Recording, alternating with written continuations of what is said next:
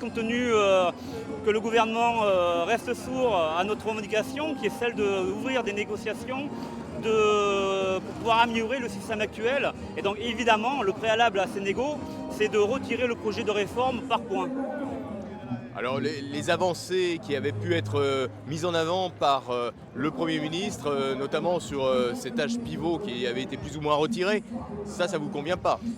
C'était ça a été confirmé dans le courrier, le fameux courrier du 11 janvier du Premier ministre.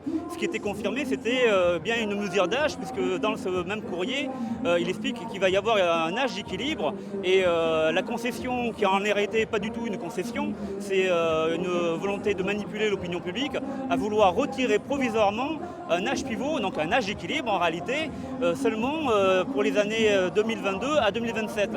Donc là, on voit bien toute la tentative qu'il y a eu à vouloir manipuler l'opinion publique et notamment les salariés autour de ce retrait provisoire d'âge pivot. Alors que dans le même courrier, il fixait, il figeait un âge d'équilibre qui allait de pair avec la réforme par points.